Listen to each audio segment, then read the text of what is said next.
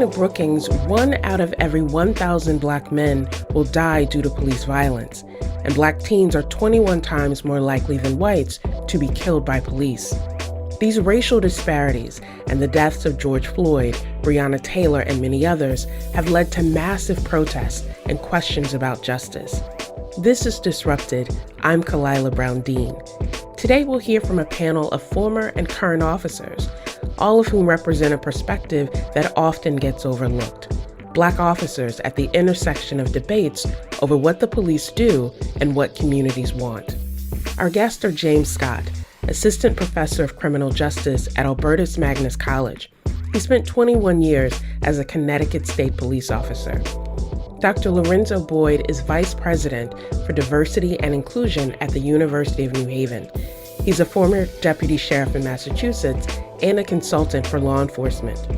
Chief Vernon Riddick Jr. is Police Chief for the town of West Hartford, and Sergeant Shana Kendall is Deputy Commander of Training for the New Haven Police Department. I asked Sergeant Kendall about her journey to becoming an officer and her experience working in the community where she was raised. I actually was on the path to becoming an attorney. However, my brother was murdered in New Haven. The course of events and how that investigation unfolded created a desire within me to become part of the police department so that I can aid my community, like the detectives who solved my brother's murder case did for our family. So getting on the job for me was to create impact, to be part of the solution. So I am a New Haven native, I am a Black female, and I'm a police officer. There are areas in which there is some division there, right? Because I react to things as being a witness and a community member, but also as a police officer. And knowing and understanding that what is going on in the climate in which we are in currently, there is some friction, right? And unfortunately, we don't get, when I say we, I mean officers of color, officers from the communities in which they serve, who have a vested interest in them, kind of get painted with this broad brush, right? Because people see my uniform, they don't see my character, they don't see what I stand for as a member of the community. They don't see how I stand up for what's right. My hope would be that we wouldn't necessarily be categorized or lumped all in together, because you have officers that truly believe in the work that we do with the community and have their position so that we can impart and ignite changes, because there are changes that need to be made. And I think that gets lost with, seeing the multitude of events that's occurred over the past 6 months to a year. Professor Scott, you spent 21 years as a Connecticut State police officer, and that also involves breaking some barriers and challenging some spaces where people who look like you or come from your community may not be represented. What led you on that path into law enforcement?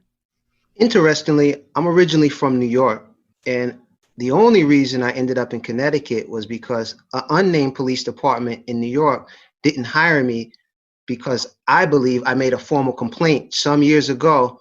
I didn't know how to articulate it then the way I could now, but it was an improper stop and search, and I made a formal complaint. And believe it or not, in the interview at the time, they asked me about my complaint that I made against their department, and I ultimately never got the job, and that's kind of how I ended up in Connecticut. So New York's loss, it was Connecticut's gain then for your 21 years of service. Dr. Boyd, you are no longer a law enforcement officer, but you did have quite a career as a deputy sheriff, and now the work that you're doing to not only train students for careers, but to train other officers and other departments as well. What led you into law enforcement, and then what led you to make that career shift of now going into education?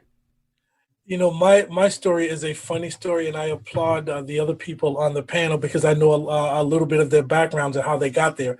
Mine was a little different. I was coming out of my undergrad, about to graduate from the University of Massachusetts, and then got into an argument with my brother, who was a firefighter.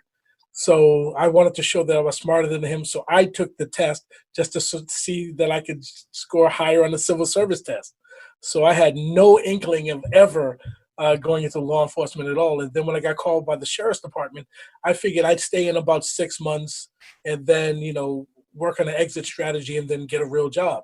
And I stayed in nearly 15 years. I got my master's degree. I did a stint in law school and then got my PhD, all while in uniform. And because of the questions that I had when I was on the job, dealing with people in the sheriff's department, dealing with people of color in Boston police and the people of color in the state police, I had questions about race in policing. So the 20-year career that I spent as a professor, I've been doing a lot of research with race in policing and race in the community. I want to come back to you because I'm fascinated by how your perspective has changed from looking at race and policing as someone on the force versus now someone who is in higher education, which can often have its own challenges when it comes to representation. But Chief Riddick, you are police chief of West Hartford, but you are a Waterbury native. And I can imagine that the demographics of Waterbury and West Hartford are quite different. And yet I've heard you speak of some of the challenges that you also had to address as an officer in your hometown. What brought you into a career in law enforcement? Well, initially, I wanted to be on the federal level, whether it be the FBI or the Secret Service. And to that end, after graduating from college, I went to law school for a year. I'm not as smart as Dr. Brown Dean, yourself, and Dr. Boyd, so I didn't finish. But I did that because normally when you on the federal level, they like for you to have an advanced degree. So I figured I'd go to local law enforcement, get some experience, and then go to the federal level. Well, that didn't happen. I actually started my career in the Ansonia Police Department back in '93, transferred to Waterbury, went through the ranks, retired from there, and came to West Hartford. So I always wanted to be in some level. I thought it'd be the federal level. Once I came at the local level, I loved it. I saw that you can make a difference. This sounds cliche-ish and it sounds corny, but it's true. And especially in my hometown of Waterbury, to be a role model and to embrace it and to have to crash through some barriers. Being the first African-American deputy chief, the first the first minority deputy chief, the first minority police chief in a city as diverse as Waterbury is quite incredible.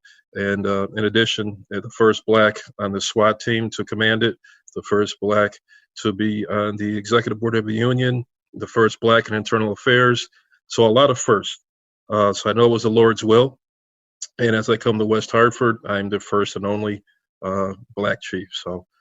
Chief, I want to continue on something that you just said. It struck me that, I'm from the South, so I try not to talk about age, but I'm struck in having this conversation with you that you're not that old, Chief. And so to think that you are still breaking these barriers and achieving these first within your career makes me want to ask the question, why? Why then, given the diversity of the cities that you have been a part of where you come from, what do you think those barriers are to having a more representative force and a more representative leadership as well? I won't bore you with the history of policing in America and their interaction with the African Americans, but I will tell you that just because I was the first doesn't mean I was the first qualified. In the city of Waterbury, Lieutenant Sam Beeman and Lieutenant Cicero Booker, I stand on their shoulders. They are my mentors, were my mentors. Mr. Booker continues to be such. They had to sue the city of Waterbury for discriminatory practices and the testing practice. They showed how scores are being changed and everything else. So as a result of that, all we wanted was an opportunity. All they wanted was an opportunity.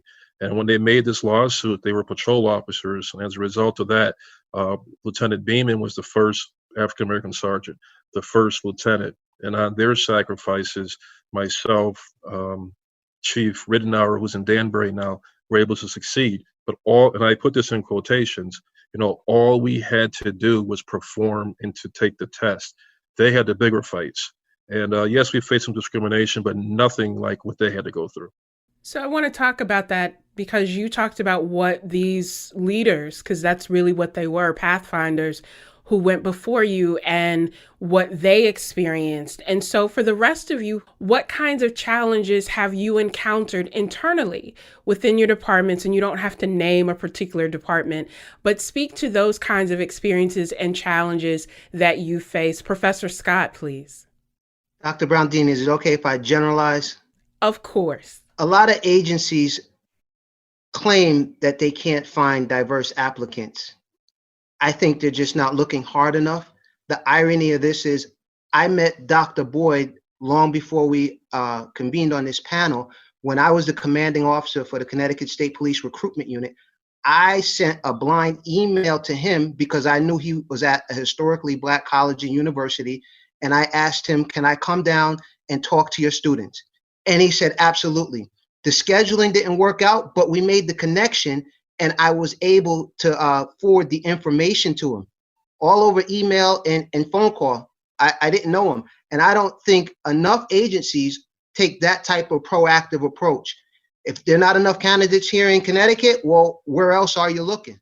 Dr. Boyd, you are Vice President for Diversity and Inclusion at a university. And we hear that same theme all the time, that a university is not diverse, a faculty is not diverse, or a police department is not diverse because they just can't find enough candidates or they can't create that pipeline. From your perspective of being in these different spaces of power, is that a valid critique that it's just hard to find people of color or young African Americans who want to go into a career of law enforcement? Or is there something structural, as Professor Scott mentioned, that gives people convenient blind spots? I think it's really hard for them to find qualified people where they're looking. I was working with a major Northeast department trying to diversify, and they told me that they put flyers up all over the place. So I said, give me a list of the places.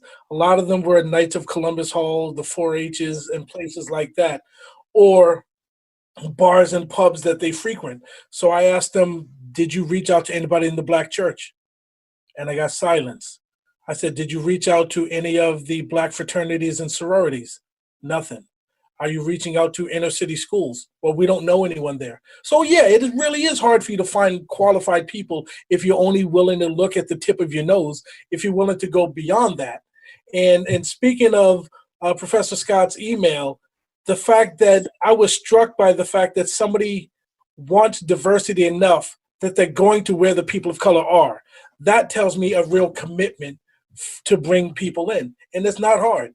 The other thing is trying to convince people of color to go into policing, which is another thing, because when people finish my program, they come through, they've got a 4-year degree. I tell people policing is a fantastic career for the right person. But the other side of the coin is they get out with the degree, some of them go to grad school, and now they're thinking about these white collar jobs where they can work 9 to 5, they don't work nights, they don't work weekends, and people aren't yelling at them. So it's kind of a double-edged sword. But there's an awful lot of people of color that are qualified, and the hiring process tends to be biased when we put so much emphasis on an interview where the biases of the people that are doing the interviewing can easily disqualify otherwise qualified people. Sergeant Kendall, part of the challenge then is not just to create structures and processes that allow for greater diversity, but also having people who are interested in that. And I'm curious, given this current political climate that we are in, given all of the tension in the country, what does recruitment look like right now? Is it more difficult to recruit candidates of color, or do you find that people are saying, I want to be the one to make a difference and show that you can be a good cop, quote unquote, regardless of the community that you serve? Right. So nationally, recruitment levels are dropping. They're just declining. They're not where they have been. We actually just wrapped up some recruitment for this next hiring process. And whereas we used to get numbers 1,500 or more, we're now seeing at best 500 applicants.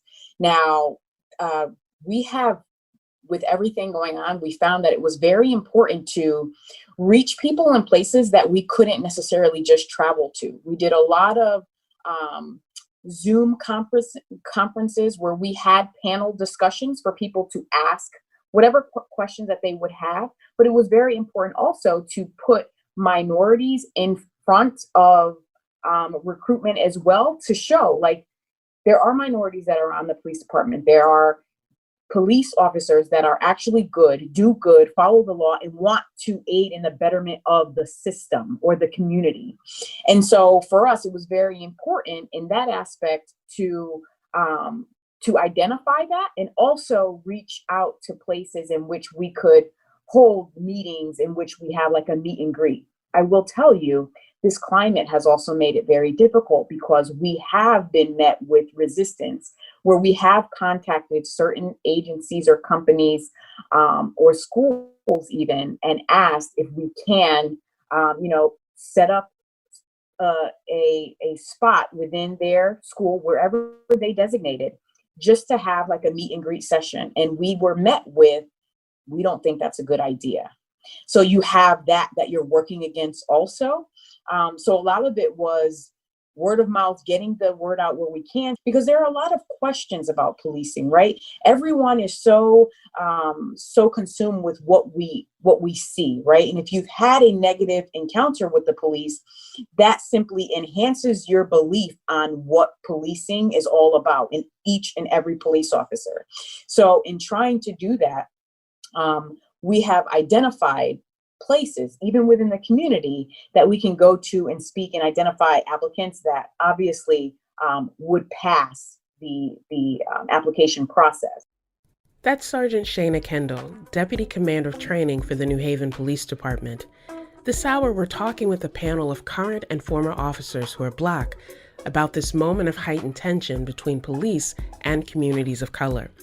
Our other panelists are James Scott, Assistant Professor of Criminal Justice at Albertus Magnus College, Lorenzo Boyd, Vice President for Diversity and Inclusion at the University of New Haven, and West Hartford Police Chief Vernon Riddick Jr. More after the break. This is Disrupted. I'm Kalila Brown Dean.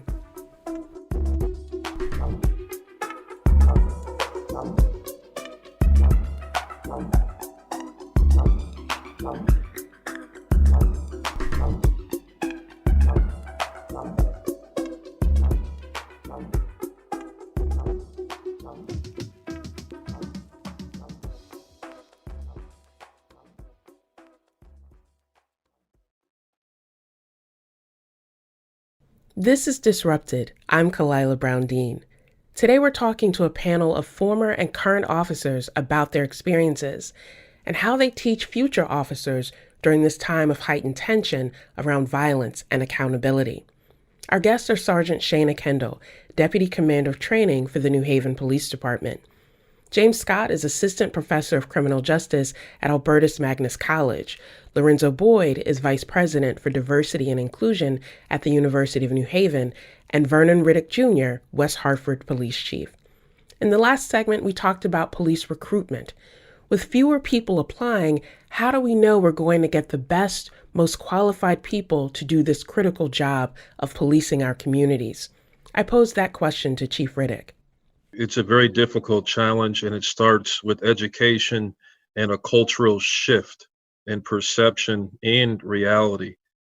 And it's something Dr. Boyd said, I hope we don't gloss over, especially in the Black community. It's not looked at to be a police officer as a viable alternative, as a viable job. In West Hartford, the starting salary under our current contract is $70,000. And within 4 years, you top out at $91,000. That's base pay, not including overtime or anything else. So you can make six figures very easily if you want to. One of the critiques that I have of myself when I was the Waterbury police chief, that for 5.5 years, that I, with the exception of my last year there, I was unable to increase the amount of minorities, specifically African Americans, within the Waterbury Police Department, trying to overcome that hurdle. When you have parents telling their children, why would you want to become a police officer? Why would you want to be a sellout? Why would you want to hurt your own community? We have to overcome that. And it has to be started within the home. What are we doing outside of that? I happen to sit on the Post Council, Police Officer Standards and Training Council, and we'll be introducing, hopefully, if not this year, early in 2021, the history of policing and the impacts on minorities. We need to talk about that to educate our own people, as well as the police officers and our brother and sister Caucasian officers, because a lot of them don't know the history, and that leads to negative interactions. Dealing here in West Hartford, and I can say at Waterbury, having the last say, people have been treated fairly. We have to change perception. We have to let them know you can be part of the problem or part of the solution. You're going to stand by the sidelines and say police are horrible, police are bad, or you can do like Martin Luther King did. Use the system to expose the system. The reason why he was successful is because he did not violate the law to show the violations in the law. He let his actions and the cameras do it for him. You want to change policing, you want to change perception, you got to get involved. You have to come in. An external fight in and by itself will not be successful. So Dr. Boyd, speak to us about this tension of recruitment, of choosing who will be able to come into a force or into a department, and what you see from your perspective. I think one of the problems that we have is that we expect people of color right now to determine that, okay, we want to be part of the police, and not acknowledging the negative history that law enforcement had with people of color since we were here. And a convenient history is that in 1828, Sir Robert Peel introduced legislation to start the London Metropolitan Police, and in 1829 it started. That's a real convenient history. The real history is in 1704, we started slave patrols in South Carolina, and that's where policing in this country actually started. Many of them were in the Klan, and that began the negative relationship. So we can take that through the Jim Crow enforcement. We can take that through the civil rights enforcement. We can even take it as far as stop and search. There's been a negative relationship between people of color and the police since people of color were brought to this country. So once we acknowledge that, I think it's the job of the police to then try to help out with that relationship. And recruiting police is a two-part effort, because police recruiters aren't going to be nearly as successful if the people on the other side aren't working with it. So when I was a department chair for criminal justice at HBCU, I found people who said they hated the police, and those are the people that I chose to work with. Then I brought in different people. I did Coffee with a Cop, and I tried to humanize the people that were there. So when I did Coffee with a Cop in the fall, I asked every police officer who their football team was. And then every time a student came by, I'll say, "Oh, you're a Washington fan?" I said, "The chief is a Dallas fan. What's up with that?" And then they start bantering back and forth, and then they realize, oh, wait, he's just a person. Or Red Sox versus Yankees. And then people talking realize that cop that I think I don't like is actually a person doing a job. So that's one way to make that connection. And part of my job was to get students to view policing as a real occupation. And right after the Freddie Gray case, when people were telling me at the HBCU I was in Maryland how much they hated the police, the year after that, 19 of my students went through the Baltimore Police Academy. I said, if you don't like the way the system works, be the change that you want to see. But that's an awfully big burden to put on the shoulder of a 22-year-old. I acknowledge that, but a lot of people decide to take me up on that. The flip side of that is policing really needs to clean its house, and we expect the police to keep fixing things. And that brings me to the final summation from the OJ trial, when Johnny Cochran asked a rhetorical question: who polices the police? We need levels of accountability for these bad cops. And every officer that I talked to, and certainly every chief that I talked to, said they want to get bad cops out of the ranks just like everybody else does. So once we can clean up the negativity of policing, it won't be so hard to move people in. Professor Scott, Dr. Boyd talked about that history of policing and how that history has really shaped perception and reality today. And I think Chief Riddick also references the importance of that history of thinking about, Martin Luther King and others who realized that what they were fighting for was bigger than themselves. But I want you to talk to us about this current moment, because although these issues are not new, these tensions are not new, to some people, this moment feels different. So from your perspective and the kinds of conversations and interactions that you have with your colleagues or your former colleagues, what does this moment look and feel like for you? It's definitely a unique moment. I try to utilize all the contemporary issues that are happening to engage the students in the classroom who are going to be the next generation of practitioners. I try to give them an opportunity to ask some of the questions that they may not feel comfortable asking a uniformed police officer, and try to explain to them and give them a comfortable space to talk about it. And I'm completely transparent with them. Some of the things I don't agree with and I'm horrified by, and I share that same sentiment with them. But I also try to encourage students to seek law enforcement as a profession, and not just policing, because we can't forget it's an entire system, and there are negative outcomes at all levels, not just with the police. That system and the structure brings me to a lot of the public debate, Sergeant Kendall, that's happening after the death of George Floyd in Minneapolis. So that, again, even if people knew that there were these problems, I think seeing that in real time made some people respond in a way where before they had been silent.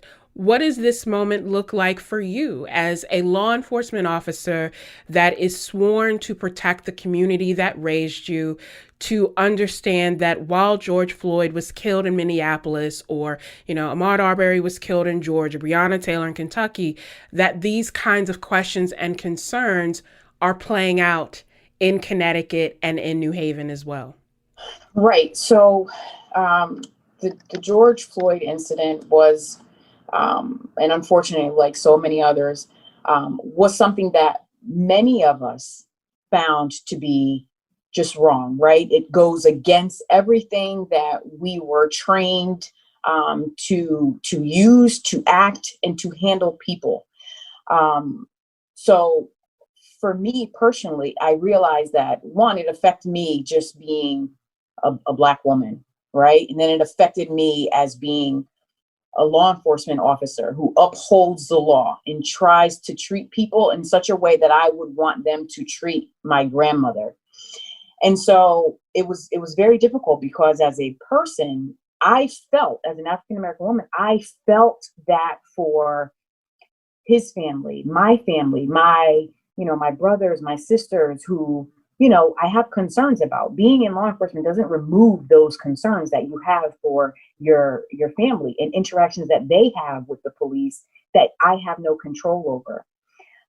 What I did when that happened, myself and some fellow minority supervisors reached out to officers, right? Because you have to check in. You have to check in to see how they're doing.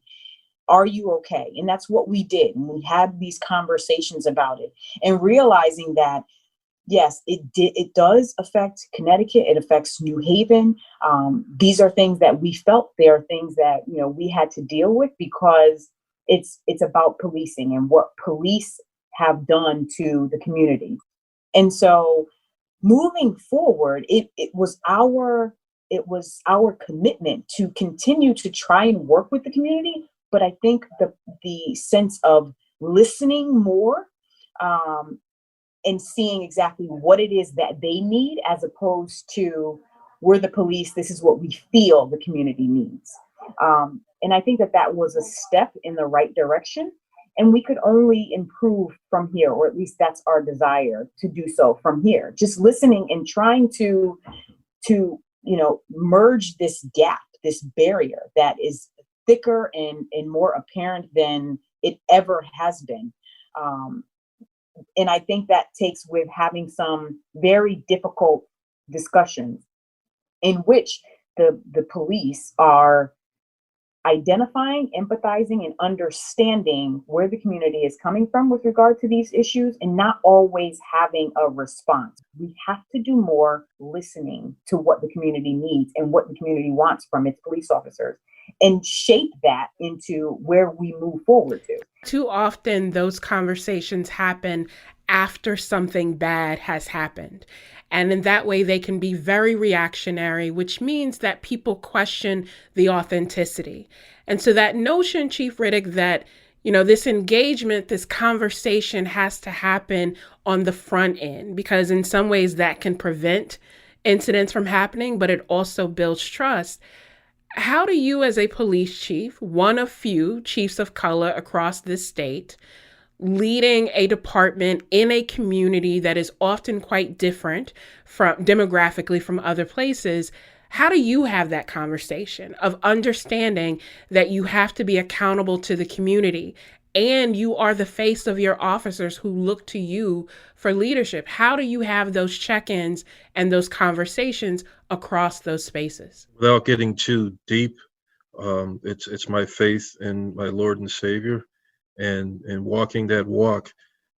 Throughout the last couple of years, I've embraced the responsibility and the challenge of being a police chief, which meant exposing some internal things and some personal experiences that I would not have normally have shared, in an attempt to validate the experience of those of the unknown that we don't know, that we think sometimes are just putting out the race card. I've talked about personal experiences of seeing a burning cross. I've talked about personal experiences of being called the N-word. I've talked about personal experiences of going inside a store and watching someone who has no idea that I am a chief of police or whatever come towards me with a broom, pretending like they're sweeping the floor to make sure that I don't steal something, not knowing that because I'm in a sweatsuit and a hat, that I'm a professional and have a job. So I can relate to the experiences of our people. I can understand and have the fear when I got pulled over several years ago in South Carolina with my wife and my daughter, and being nervous and hoping nothing bad happened during that motor vehicle stop. So sharing those experiences to my officers. And again, my police department is 95% white. When I was in Waterbury, believe it or not, it wasn't that far off. It was about 90%. So you have to share the experiences, because many of our white brothers and sisters just can't relate through ignorance. A lot of them would like to. And for us, what really disturbs me, and I'll try and shorten my answer, is when someone becomes transparent and expresses their opinions that does not look like us, we attack them, as opposed to using that situation for conversation, change, and dialogue.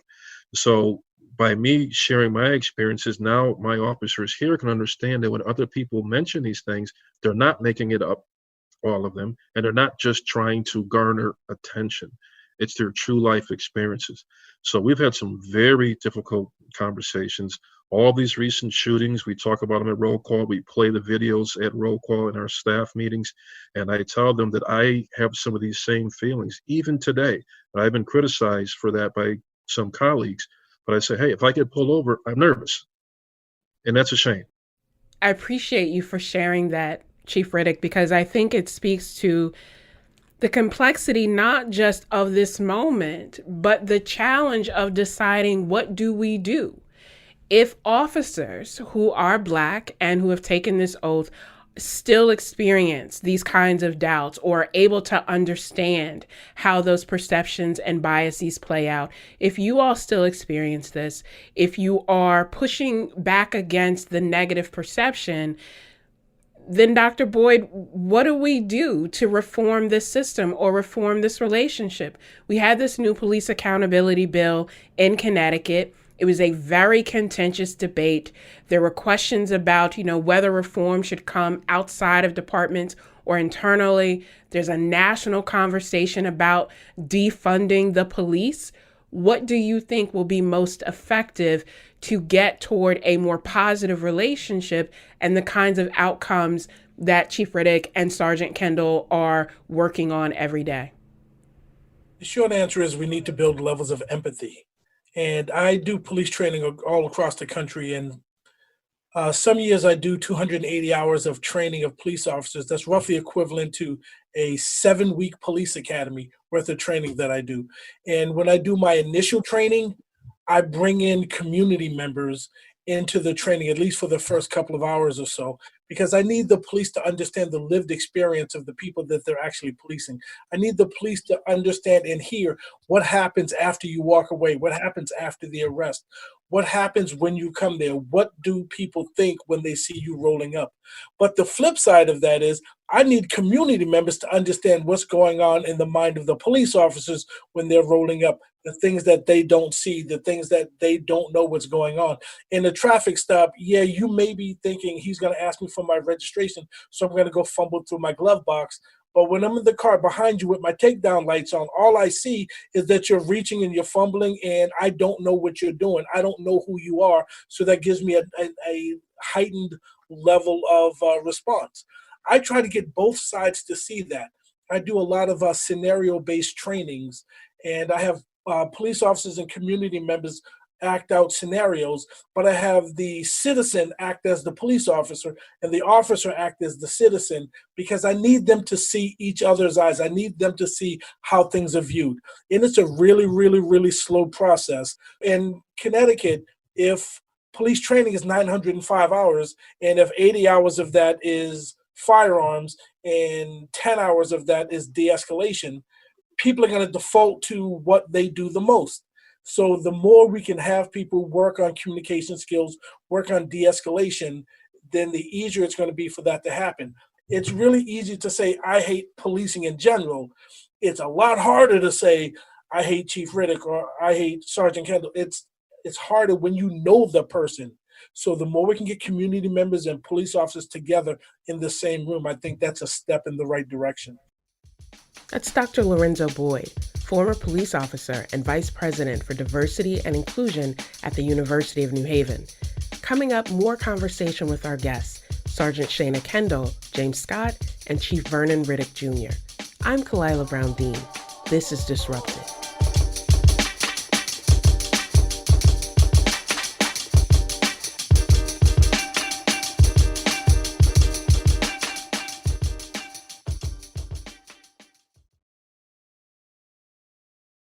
This is Disrupted. I'm Kalila Brown-Dean. Let's continue our conversation with our panel of former and current officers who are Black. We're talking with Sergeant Shana Kendall, Deputy Commander of Training for the New Haven Police Department. Lorenzo Boyd is Vice President for Diversity and Inclusion at the University of New Haven.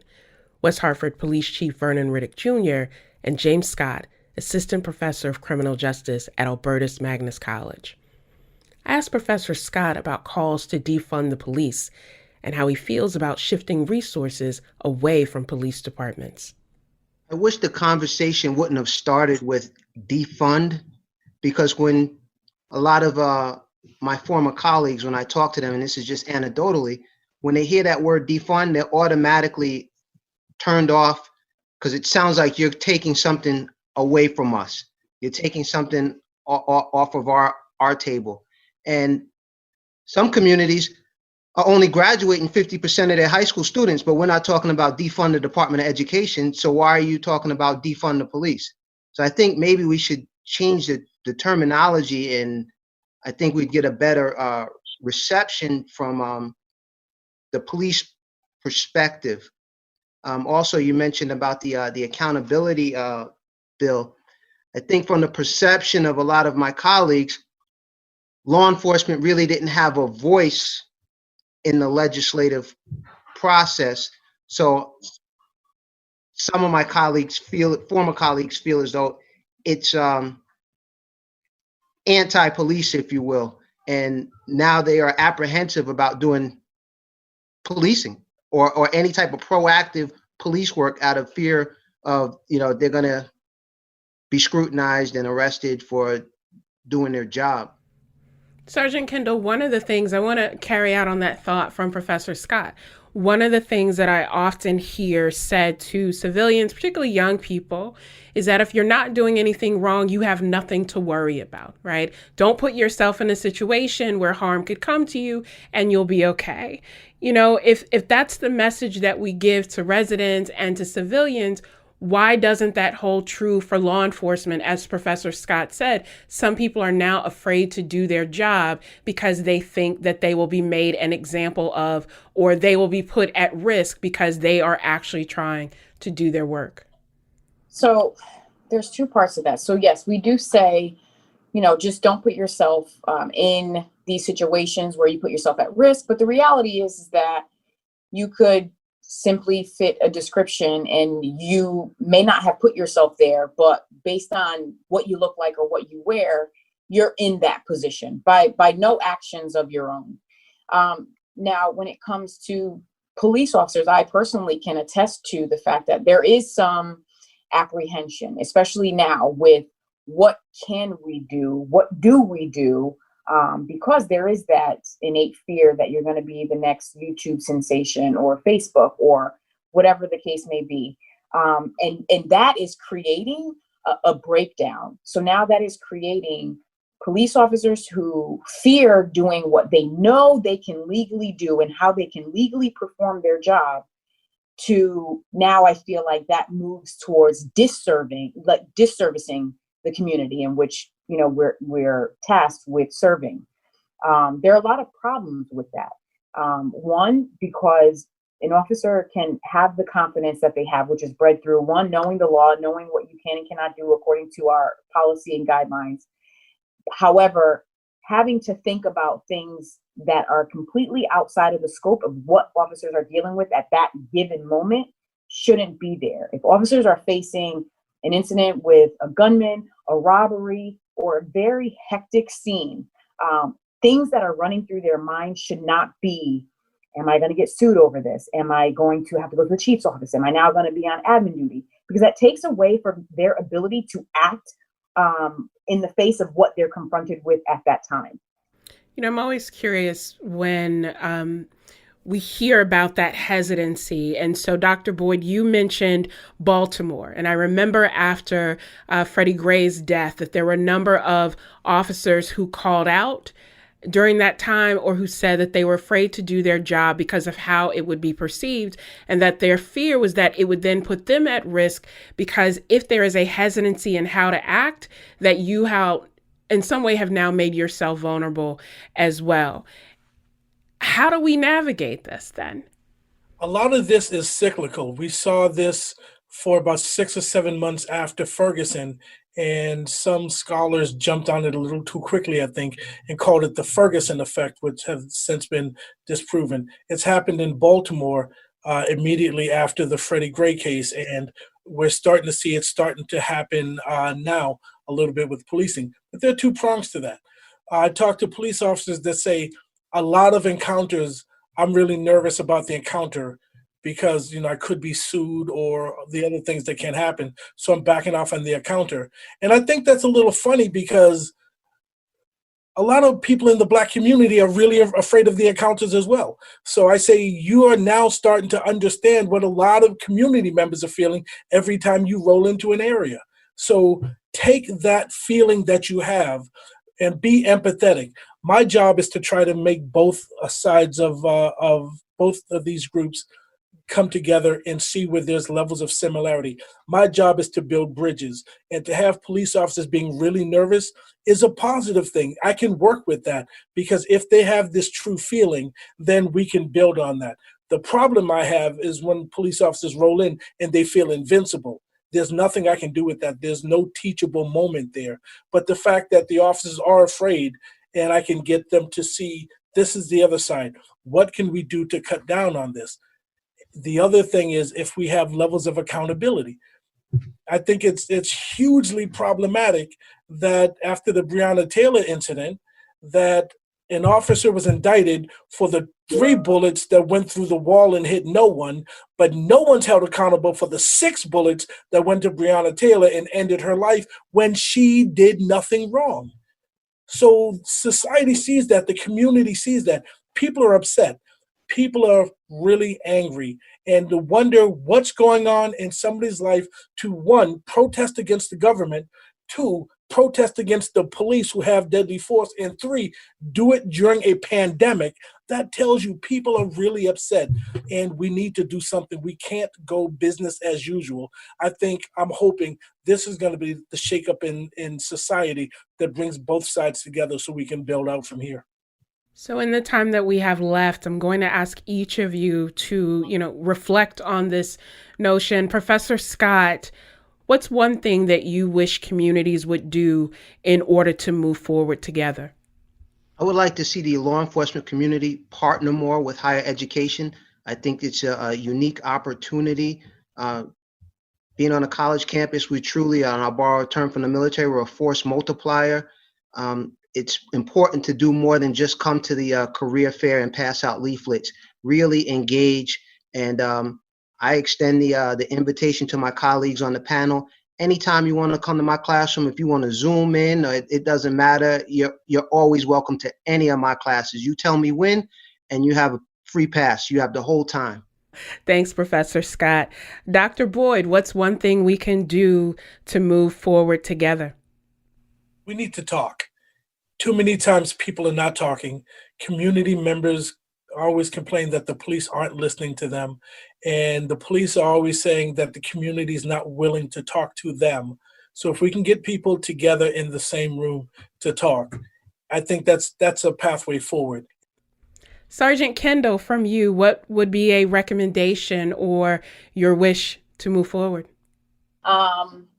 I share the sentiments with everyone here, right? We have to be able to communicate. And I mean, not selected community members, right? Not the community members that we think will behave nicely, but literally just have an open forum of community members that would like to attend and be a part of a discussion and a dialogue, not to where they have to worry about, police being police, and perhaps even in civilian attire.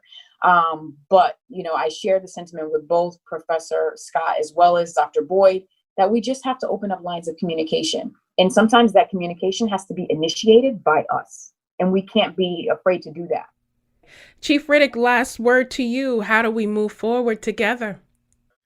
After prayer, there'll be a mutual respect and parties stepping out of their comfort zone and be willing to step forward with action for change.